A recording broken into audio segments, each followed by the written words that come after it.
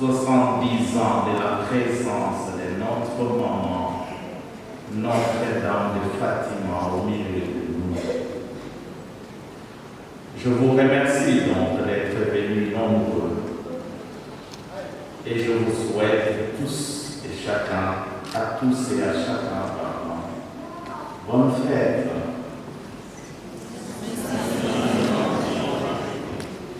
La parole de Dieu qui nous est proposée en ce jour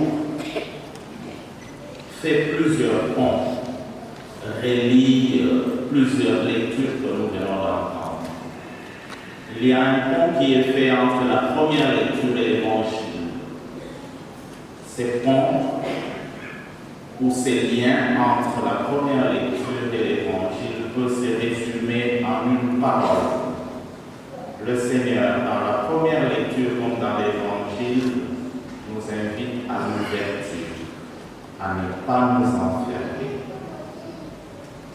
Le deuxième pont, c'est entre la deuxième lecture et l'évangile. Les liens faits entre les deux lectures, la deuxième lecture et l'évangile, peuvent se résumer en une parole aussi. Le Seigneur nous invite à ne pas être égoïste. Il nous invite au partage, à la communion. L'ouverture. Je salue la présence de nos frères qui sont venus du Congo-Brazzaville. Leur présence ici montre à suffisance comment est l'Église de Dieu. Une Église appelée à être catholique universelle. Ce que nous confessons de l'essence même de l'Église devait être notre propre nature en tant que chrétien. Vous avez bien suivi dans la première lecture, Dieu prend une partie de l'esprit qui reposait en son serviteur et prophète Moïse, il l'insuffle dans 70 personnes. Quelle coïncidence! Aujourd'hui, nous célébrons 70 ans de l'existence. Et la première lecture nous donne aussi un chiffre qui reflète ce que nous sommes en train de célébrer. J'allais même forcer un peu la lecture de l'évangile pour dire le Seigneur a pris l'esprit qui reposait dans Moïse et l'a insufflé à chaque année de notre existence en tant que paroisse pour accomplir aujourd'hui 70 ans dans l'esprit de Dieu. Mais vous avez entendu dans la première lecture comment Dieu prend de l'esprit de Moïse et le met dans 70 personnes. Mais la première lecture nous dit qu'il y avait deux autres qui n'étaient pas là dans le temps quand le Seigneur avait insufflé son esprit, l'esprit qu'il y avait en Moïse dans 70 personnes. Il y avait deux autres qui étaient dans la course.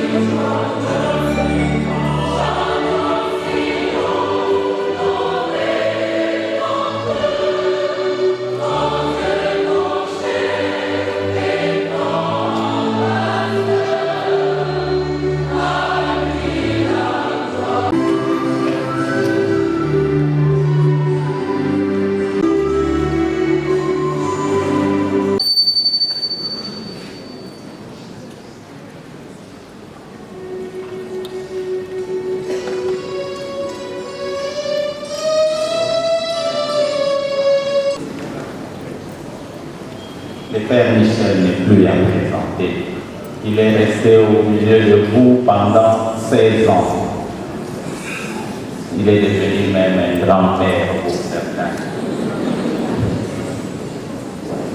Voilà, 16 ans de grâce, 16 ans annonçant la parole de Dieu, 16 ans servant de guide dans cette paroisse, indiquant la lumière que Jésus-Christ. Aujourd'hui, par la volonté de l'Évangile, nous dit, il les envoya là où lui-même devait se rendre. Dans la mission, le Seigneur précède toujours les missionnaires. Ici, vous aviez des amis, des frères, des gens qui vous ont porté aimé, qui vous ont aimé comme un père, comme un grand-père. C'est sûr qu'en Belgique, vous trouverez aussi les mêmes gens qui vont vous aimer, qui vont vous porter, des personnes capables de vous faciliter la tâche afin que son message que vous avez annoncé ici à Notre-Dame de Fatima continue son chemin. Surtout là, il y a beaucoup de périphéries aujourd'hui. Le Seigneur vous envoie dans ces périphéries existentielles de la Belgique pour aller allumer la flamme de l'espérance et de la joie. À présent, Monseigneur l'évêque, partout où vous serez envoyé en mission, vous aurez sans doute enduré des épreuves. Lorsque celles-ci surgiront, n'oubliez jamais, alors jamais, de regarder la croix du Christ. Cette croix que je vous donne au nom de l'Église et que vous mettrez à un endroit bien visible pour qu'elle vous rappelle toujours que celui qui veut me suivre, qu'il prenne sa croix et qu'il me suive, nous dit le Seigneur.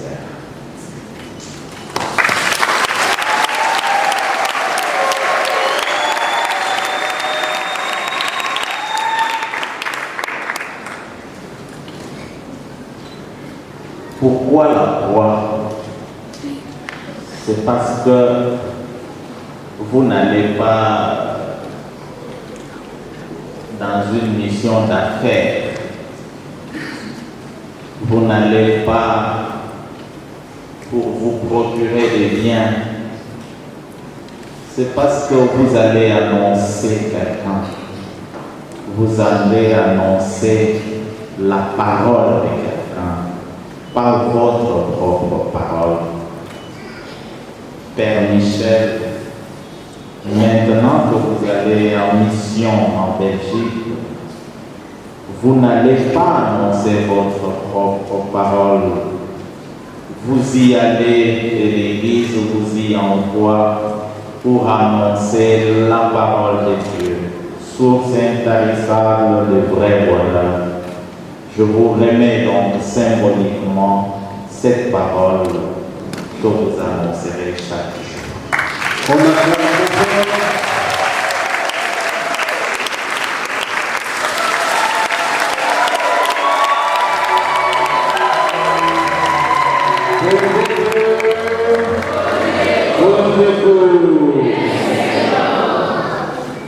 Eh bien, comme lui, nous l'avons envoyé, vous voyez qu'il accepte joyeusement la mission. Ça signifie qu'il y a quelqu'un qui vient le remplacer. Ça signifie qu'il y a quelqu'un qui vient continuer ce qu'il a fait. Et vous avez suivi dernièrement, il y a eu des nominations de tous les curés, des nominations faites par notre archevêque, le cardinal Fridolin.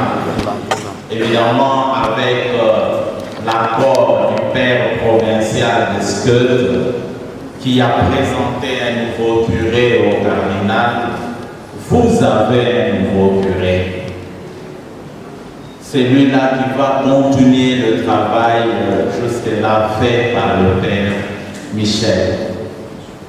Le moment viendra où vous verrez un autre évêque, peut-être où son éminence lui-même venir installer votre nouveau curé. Mais maintenant, ce que je fais, c'est juste vous le présenter officiellement parce que vous avez entendu citer son nom comme nouveau curé. Et grâce à Dieu, nous avons ici les provinciales de Skut, qui va nous certifier qu'effectivement c'est celui-là, parce que c'est lui qui l'avait proposé. Et le moment venu, disais-je, l'évêque viendra et va l'installer officiellement comme curé en lui remettant la clé de l'église, du tabernacle, le siège, le lutrin, l'ambon, pardon, qui signifie le travail même du curé qui consiste à garder les âmes, à prêcher la parole de Dieu et à rester ce temps de référence pour une paroisse confiée à sa charge. À présent donc, j'invite le Père Louis, les nouveaux curés, qu'ils viennent ici et que le peuple de Dieu puisse les saluer. En venant ici, symboliquement, je demanderai à l'ancien curé de l'embrasser pour signifier que, bon, voilà, vous lui cédez le pouvoir, vous ne parlez pas avec.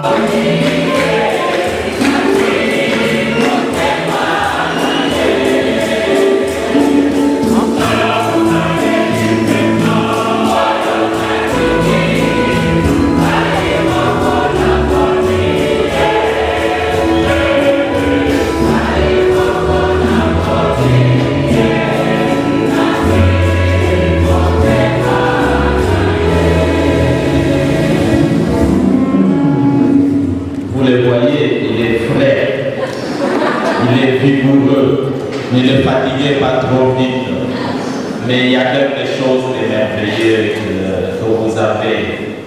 Il semble que c'est un ancien provincial, donc c'est un grand responsable quand même qu'on vous envoie et nous pouvons être sûrs que vous serez entre les bonnes mains. Merci beaucoup. Nous célébrons aujourd'hui, ce ne sont pas d'abord des individus, c'est une institution et à travers cette institution que nous appelons Paroisse Notre-Dame de Fatima, c'est ça, on est en train de célébrer la foi. C'est-à-dire comme l'évêque et le président de cette célébration eucharistique avec nous. C'est-à-dire nous célébrons depuis que la bonne nouvelle a été introduite ici, donc dans cette circonscription de la Gombe, spécialement dans cette paroisse Notre-Dame de Fatima. Alors c'est ainsi que nous avons notre histoire humaine et je crois qu'à tout moment nous sommes appelés à nous arrêter et puis aussi rendre grâce à Dieu parce que c'est lui qui nous a donné la vie et puis c'est lui qui mène également l'histoire de la vie. Et certainement la vie de l'Église est menée par Dieu lui-même. C'est ainsi que cette communauté paroissiale de Notre-Dame et de Fatima qui a été fondée par les missionnaires de Skut a jugé bon aujourd'hui de s'arrêter et puis pour célébrer ces 70 ans d'existence dans cette paroisse. 70 ans. Moi je crois que ce qui concerne la foi, on ne peut pas s'arrêter. La foi, ce n'est pas un acquis, mais c'est chaque personne appelée à devenir des chrétiens. Et les chrétiens de Notre-Dame de Fatima, et à travers eux, ce sont les chrétiens de l'Église de tout entière qui doivent savoir que la foi se célèbre au quotidien. C'est-à-dire nous sommes appelés non tout simplement à célébrer cet événement, mais surtout de montrer que la foi vient déjà de 70 ans dans cette paroisse et nous sommes appelés, ils sont appelés maintenant à témoigner de leur foi. Ce n'est plus question des discours seulement, mais dans leur vie déjà qui joue en promotion dans les familles, parce que c'est là où l'église commence, comme on appelle, donc l'église domestique. C'est-à-dire les parents doivent bien vivre avec les enfants, les enseigner également pour que la foi puisse aller de l'avant. Et c'est tout aussi du point de vue de l'engagement. La foi se pratique, comme elle est dit, donc Saint Jacques, une foi sans œuvre, c'est une foi qui est morte, qui demeure donc inactive, oui, c'est la raison pour laquelle les fidèles sont appelés vraiment à s'engager. Et nous apprécions à juste titre l'engagement de ces fidèles qui ont bâti en tout cas leur paroisse depuis qu'elle a commencé, et ces derniers temps avec la puissance donc du curé sortant, le révérend Père Michel Ekonzo, je crois que cette paroisse a fait un pas plaisir. Les Portugais sont arrivés au Congo et ont établi des contacts avec le peuple du Congo depuis 1485 et l'Église était déjà avec nous. Ça fait partie de notre culture, c'est devenu partie de la culture des Congolais. On est très fiers de ça et on le voit par des œuvres que la présence portugaise, la culture portugaise et de la foi portugaise est restée avec les Congolais. L'histoire de Fatima, c'est une histoire très spéciale qui est très opportune dans le moment présent, dans les défis qui envisage le Congo. Elle est venue pour la paix.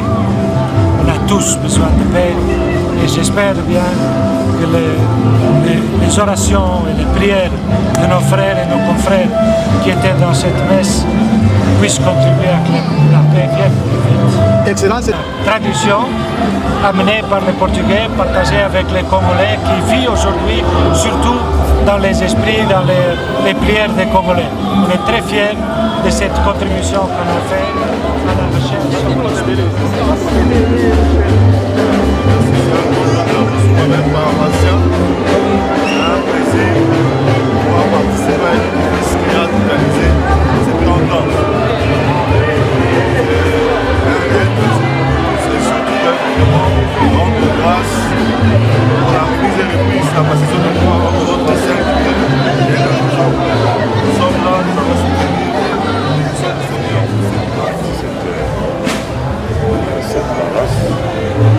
Il parle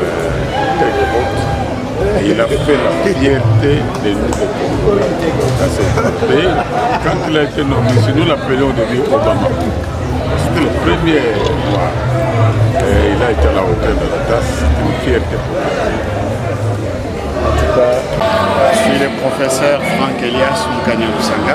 Je suis professeur linguistique ex-IFASI. Et je suis membre de cette paroisse depuis pratiquement 16 ans. Qu'est-ce que je dis? Pas depuis 16 ans, je suis là depuis 2009. Je suis venu peu de temps après le père qui est Michel Ekonzo. Et je garde de très bons souvenirs de lui. Il a notamment été présent à la présentation de mon premier ouvrage. Il a été présent à la soutenance de ma thèse doctorale. Il a été pour moi un berger, un pasteur, et je garde de très bons